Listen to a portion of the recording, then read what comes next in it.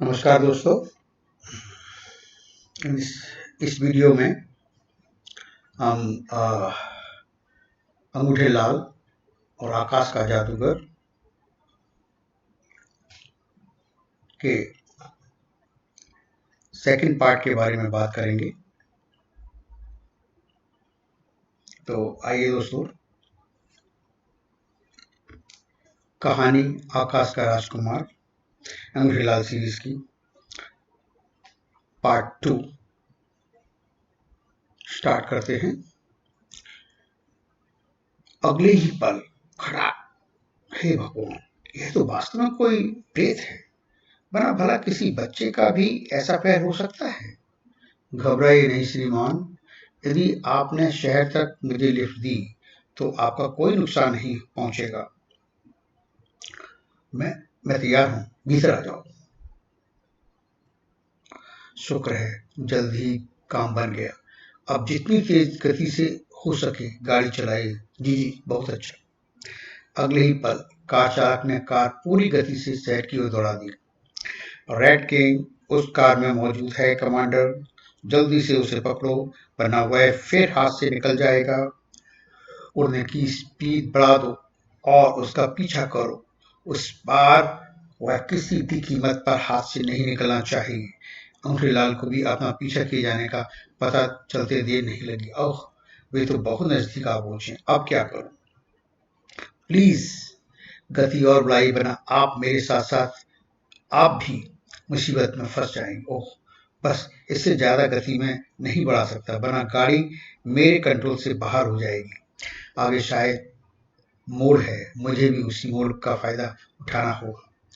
उस मोड़ पर कार पहुंचते ही अंगूठे लाल ने धीरे से कार का दरवाजा खोला और बाहर छलांग लगा दी। यह काम अंगूठे लाल ने इतनी चुस्ती फुर्ती व खामोशी से किया था कि अंगूठे चालक को हवा तक नहीं लग पाई। भगवान जाने मैं किस मुसीबत में फंस गया हूं। हे प्रभु, मेरी रक्षा करना। कार से आगे निकलो और नीचे उतरकर उसे रोक लो। ओके कमांडर, अपनी खैरियत चाहते हो तो तुरंत गाड़ी रोक दो। उफ, ये और मुसीबत कहां से आ गई?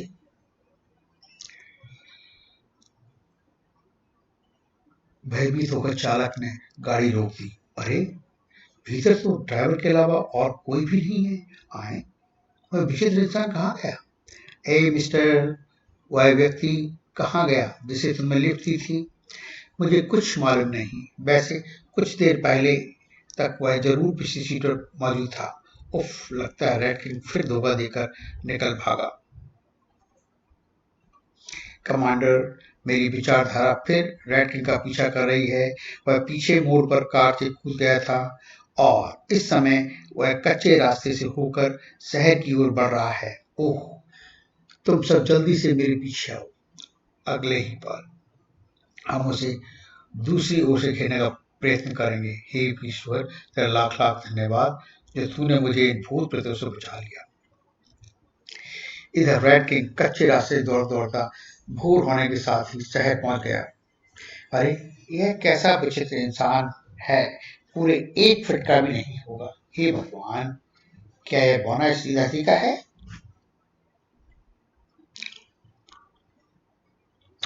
कंप्यूटर यानी आयरन एक्स की मदद से अंगूठे लाल का पीछा करते हुए कमांडर और उसके साथी भी शहर पहुंचे। कमांडर, वह जो 1 फुटा बौना भाग रहा है वही रेड किंग है। देख क्या रहे हो, पकड़ो उसे। रेड किंग, जाओ, अब तुम हमारे हाथों से बचकर नहीं निकल सकते। अरे बाप रे, यहाँ तक आप पहुंचे। अगले ही पल अंगूठे लाल ट्रैफिक की परवाह न करता हुआ लंबी लंबी छलांगे लगाकर एक के बाद दूसरी कार सड़क पर पार करने लगा। परिणाम स्वरूप खड़ा खाट इस तरह जहां जहां से अंगूठे लाल और उसके पीछे लगे कमांडर और उसके साथी गुजरते वहां भगदड़ मच जाती। रेड के ग्रुप, जाओ, भागो, भूत प्रेतों ने धावा बोल दिया है। आई,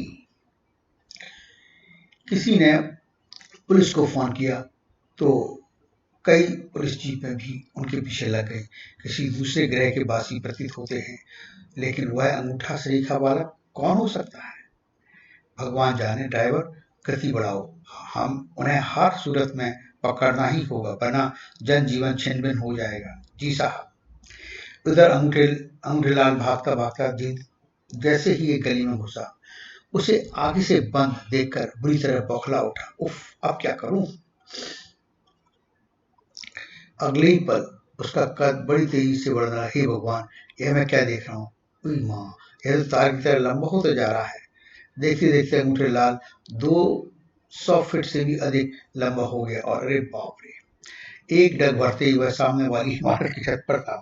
फ्लाइंग स्विच दबाओ, जल्दी, बना हुआ है, हाथ से निकल जाएगा।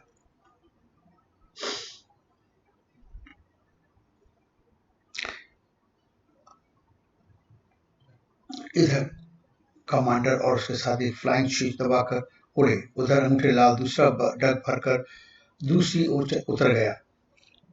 दूसरी ओर पहुंचते अंगूठेलाल का कद पहले जितना छोटा हो गया। अब तो इनसे बचने का एक ही उपाय है, इस लोहे के कूड़ेदान में शरण दी जाए, तब उनका आयरन एक्स भी मुझे नहीं ढूंढ पाएगा।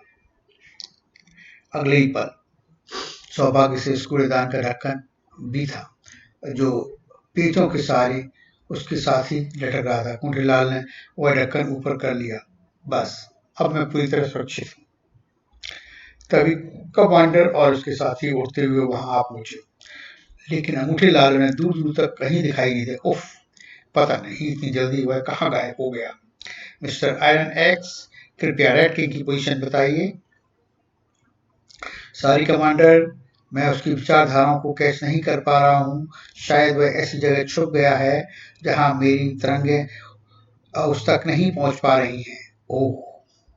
तभी पुलिस जीपें वहां आ पहुंची। वे रहे, जल्दी से चलकर उन्हें गिरफ्तार कर लो। मिस्टर आयरन एक्स, यहाँ की पुलिस फोर्स हमें पकड़ने आ रही है। अब हमें क्या करना चाहिए? इन लोगों को सुलझना ठीक नहीं होगा, वापस लौट चलो। कमांडर को आयरन एक्स की राय ही ठीक लगी और ओह, वे लोग फिर हाथ से निकल गए, चले गए। चलो, जान छूटी। जब पुलिस दल भी वहां से हट गया तो वह कूड़ेदान से बाहर निकला और फुदकता हुआ एक तरफ चल पड़ा। अब सिर छिपाने की कोई जगह तलाश करनी होगी तथा पेट भरने के लिए थोड़ा भोजन। उधर कमांडर और उसके साथी अपने यान में पहुंचे। नंबर 2, कंट्रोल रूम में जाकर ऑपरेटर से कहो कि वह महामहिम से कांटेक्ट करे और उनसे बात करना चाहते हैं। Okay commander. पृथ्वी से हजारों लाखों वर्ष प्रकाश वर्ष दूर शनि ग्रह के निकट एक ग्रह था, ब्लैक स्टार, जो विज्ञान एवं अन्य क्षेत्र में पृथ्वी से सैकड़ों वर्ष आगे था। उस वैज्ञानिक दुनिया का राजा था व्हाइट किंग। महामहिम, स्टेशन 0 से संदेश आया है कि ऑपरेशन रेड किंग के इंचार्ज कमांडर सोयू आपसे इसी समय बात करना चाहते हैं। ओह, ठीक है, तुम जाओ और हम अभी स्टेशन पहुंचते हैं। अपनी विशेष आधुनिक गाड़ी द्वारा व्हाइट किंग स्टेशन 0 पहुंचा। शीघ्र ही स्टेशन 0 के भीतर, यस कमांडर सोजू, मैं किंग बोल रहा हूँ। क्या रिपोर्ट है? महामहिम, रेड किंग का पता चल गया है। वह इस समय पृथ्वी ग्रह पर है, पर हम उसे पकड़ पाने में सफल नहीं हो रहे। फिर कमांडर सोजू ने पृथ्वी में पेश आने वाली सारी घटनाओं से अपने राजा को अवगत करा दिया। कृपया अब आप ही आगे के लिए कोई निर्देश दें। मैं कुछ ही समय में तुम्हारे पास ट्रांसपोर्ट रूम में आ रहा हूं, वहीं बात करेंगे। दूसरी ओर से कहा गया और आवाज आनी बंद हो गई। महामहिम स्वयं यहाँ पधार रहे हैं, चलो ट्रांसलेशन रूम में चलकर उनका स्वागत करें। उधर ब्लैक स्टार के स्टेशन 0 के वैज्ञानिक उपकरणों सुसज्जित एक कमरे में। क्या आप तैयार हैं महामहिम? हाँ। अगले ही पल मशीन के पास खड़े व्यक्ति ने मशीन पर लगे किसी बटन को दबा दिया। बटन के दबते ही राजा का शरीर छोटे छोटे कणों में विघटित होने लगा और पलक झपकते ही वहां से गायब हो गया। इधर कमांडर सोजू के यान के ट्रांसलेशन रूम में महामहिम आ गए। शीघ्र ही राजा सशरीर वहां प्रकट हुआ। महामहिम की जय हो। ड्राइंग रूम में चलिए कमांडर सोजू, वहीं चलकर बातें होंगी। तुमने संदेश में कहा था कि रेड किंग ने अंगूठे का शरीर धारण कर लिया है और वह किसी गांव में किसी का बेटा बनकर रह रहा था। जी हाँ मामा, यह बिल्कुल सही है। तो तुम तुरंत एक काम करो, उन कथित माँ बाप को पकड़कर यहाँ ले आओ। फिर देखना रेड किंग किस तरह दौड़ा दौड़ा अपने आप यहाँ आता है। तुम लोग मेरे साथ आओ। जैसी आज्ञा मामा है, तुम लोग मेरे साथ आओ। ध्यान रहे उन्हें किसी किस्म की तकलीफ नहीं होनी चाहिए। कमांडर सोजू अपने साथियों के साथ रामनाथ के घर पहुंचा। उस समय दोनों पति पत्नी घर में ही थे। अरे तुम लोग फिर आ गए। घबराओ नहीं प्रियजनों, हमें आपके बेटे अंगूठे लाल ने ही आपको लेवा लाने के लिए यहाँ भेजा है। हमारे बेटे अंगूठे लाल ने? कहाँ है वह? हमें जल्दी से उसके पास ले चलिए। तो आइए हमारे साथ, वह भी आप लोगों से मिलने के लिए बहुत बेचैन है। रामनाथ और उसकी पत्नी कमांडर सोजू के साथ आकाश मार्ग द्वारा चल पड़े। शीघ्र ही कमांडर सोजू उन्हें लेकर यान में अपने महामहिम के सामने पहुंचा। महामहिम, यही है कम अंगूठे लाल और रेड किंग के कथित माँ बाप। बहुत खूब, अब तुम देखो कि रेड किंग कैसे और कितनी जल्दी यहाँ पहुंचता है। हमारा अंगूठे लाल कहाँ है और तुम हमें कहाँ ले आए हो? इसे आप लोग अपना ही घर समझिए श्रीमान, और आपका अंगूठे लाल भी बस आता ही होगा। कमांडर सोजू, अब मिस्टर आयरन एक्स को निर्देश दीजिए कि वह रेड किंग के नाम यांत्रिक तरंगों से संकेत भेजे कि उसके कथित माँ बाप हमारे पास हैं, और यदि वह तुरंत ही यहाँ नहीं पहुंचा तो मैं समझ गया मामा, उसे सामने लाने के लिए वास्तव में आपने बहुत ही शानदार योजना बनाई है। कमांडर सोजू ने दूसरे कमरे में जाकर मिस्टर आयरन एक्स को अपने महामहिम का आदेश कह सुनाया, और आयरन एक्स तुरंत महामहिम के संदेश को यांत्रिक तरंगों द्वारा चारों ओर प्रेषित करने लगा। रेड किंग, तुम कहाँ हो?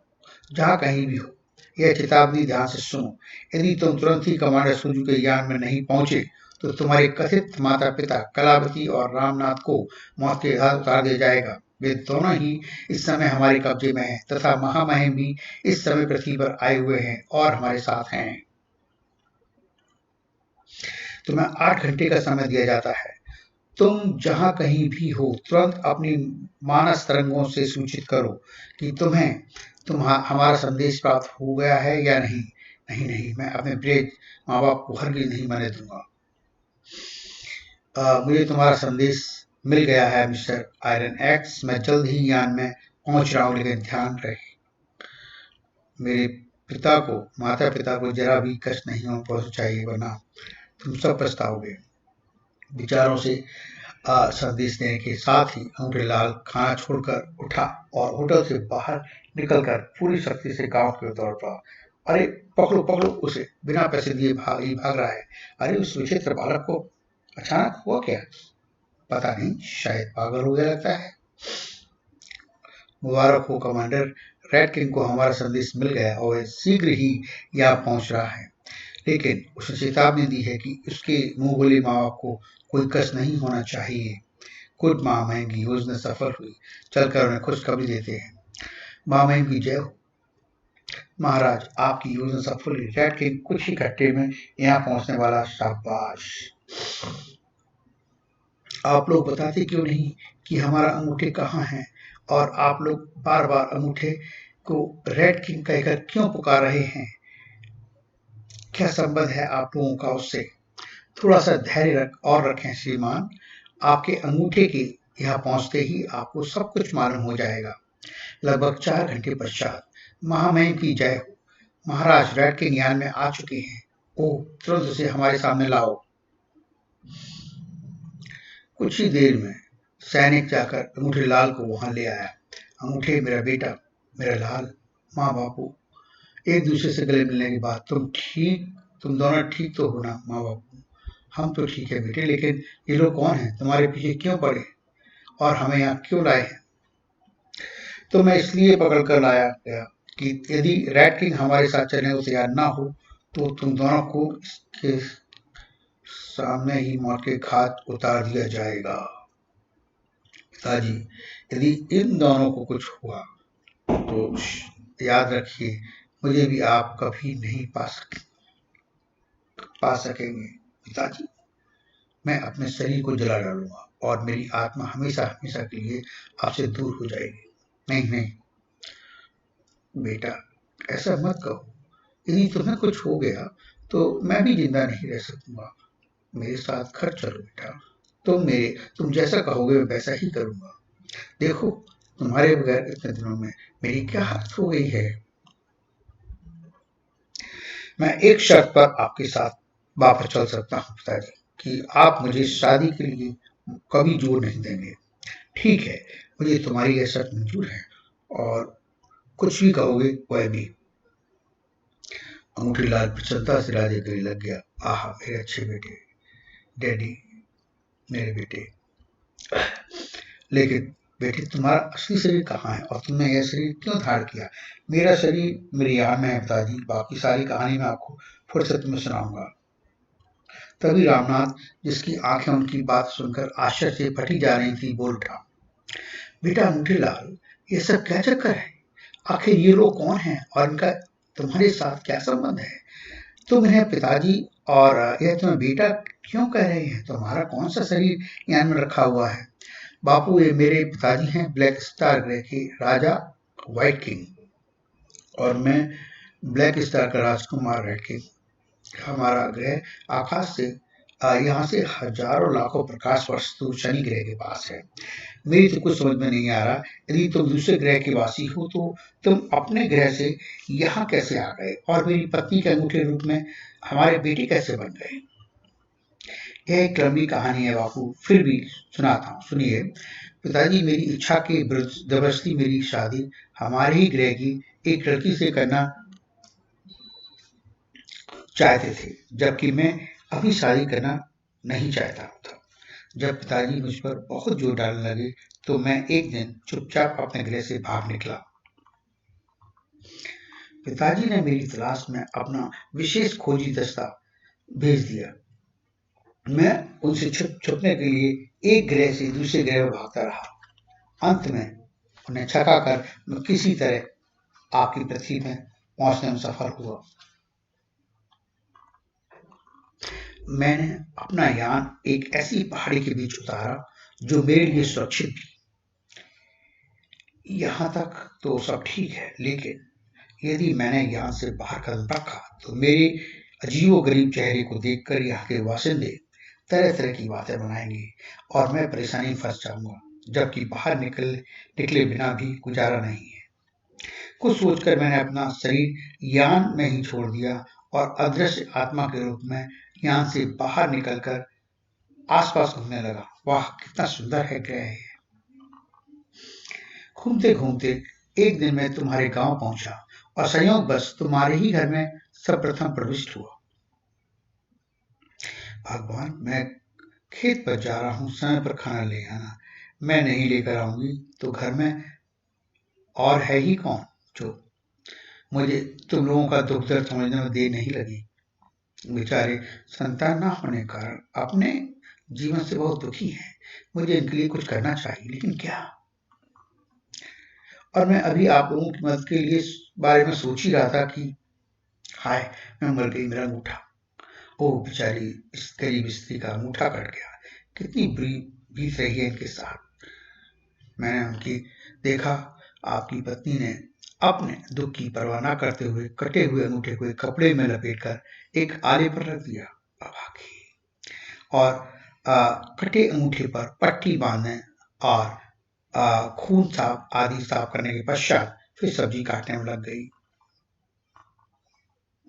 जब मैंने देखा कि आपकी पत्नी खाना आदि बनाने के बाद तुम्हें खेत पर खाना देने जा रही है तो मुझसे रहा न गया और मैं तुरंत कटे हुए अंगूठे में प्रविष्ट हो गया। माँ, यह तुम खाने की पोटली लेकर जख्मी अवस्था में कहाँ जा रही हो। और इस तरह मैं आप लोगों का बेटा अंगूठीलाल बन गया। आगे की कहानी तो आप लोग जानते ही हैं। मुझे तो बेटा यह सब बातें किसी मायावी कहानी के समान लग रही है। भला कोई इंसान अपना शरीर छोड़कर किसी के अंग या शरीर में कैसे प्रविष्ट हो सकता है। यह कहानी नहीं बापू, यह हकीकत है। हमारा देश और हम वास्तव में इतने उन्नत हैं कि हमारा ग्रह तुम्हारी पृथ्वी से विज्ञान में, योग विद्या में, आत्मिक एवं मानसिक शक्ति में सैकड़ों वर्ष आगे है।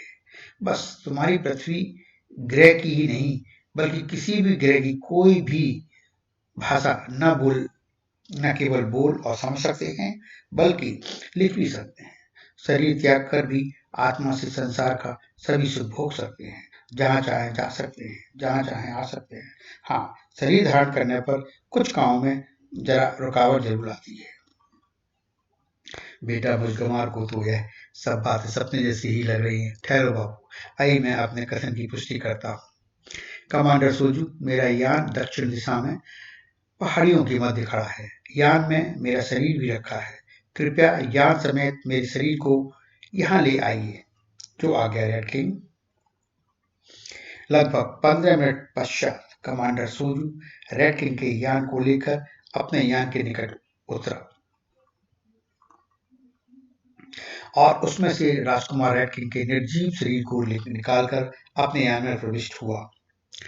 बापू, यह है मेरा असली शरीर। अब मैं अंगूठे रूपी शरीर को त्याग कर अपने शरीर में प्रविष्ट होने जा रहा हूँ। इस अलौकिक चमत्कार को देख कर आपको मेरी बात पर पूर्ण विश्वास हो जाएगा। बात खत्म करते ही अंगूठेलाल अचानक लहराया और निर्जीव होकर फर्श पर गिर पड़ा। उसके साथ ही रेड किंग के शरीर में हलचल होनी शुरू हो गई। अरे! अगले ही पल रेड किंग अंगड़ाई लेकर उठ बैठा। कहो माँ बापू, अब विश्वास हुआ आपको मेरी बात पर? अब तो विश्वास करना ही पड़ेगा बेटा। उफ, मुझे तो अब भी ये सब कुछ सपने जैसा लग रहा है।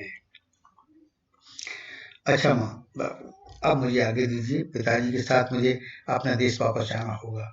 आपके बेटे के रूप में रहते हुए मुझे जितनी प्रसन्नता हुई, यह मैं बयान नहीं कर सकता। आज आप लोगों के से विदा लेते हुए भी मुझे उतना ही दुख हो रहा है।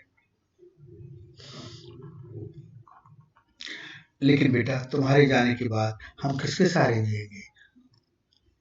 तुम्हारे आने से हमारे घर में जो बाहर आई थी, क्या तुम उसे खिजा के हवाले कर दोगे? हाँ बेटा, कुछ तो अपने धर्म के माँ बाप, माता पिता का ख्याल करो। तुम्हारे जाने के बाद तो हम बिन मौत ही मर जाएंगे। नहीं माँ बाप, मैं उस बाहर को खिजा में बदल नहीं दूंगा। तुम दोनों ने मुझे जो लाड़ प्यार दिया, उसके बदले मैं भी आपको कुछ उपहार देकर जाऊंगा। कहकर रेड किंग ने अपनी जेब से कुछ जड़ी बूटी निकाली। इस जड़ी बूटी को रख लो, रात के समय इसे पीस कर माँ को खिला देना। मुझे विश्वास है कि आपका भगवान माँ की गोद जरूर भर देगा। क्या सच? बिल्कुल सच। फिर रेड किंग कमांडर सोजू की ओर पलटा। कमांडर, आप जल्दी से माँ को ऑपरेशन रूम में ले जाकर माँ का अंगूठा उनके हाथ में फिट कर दीजिए। जैसी आ गया कमांडर। रेड किंग, आए। ये कैसे चमत्कार है? ये भी कर सकते हैं?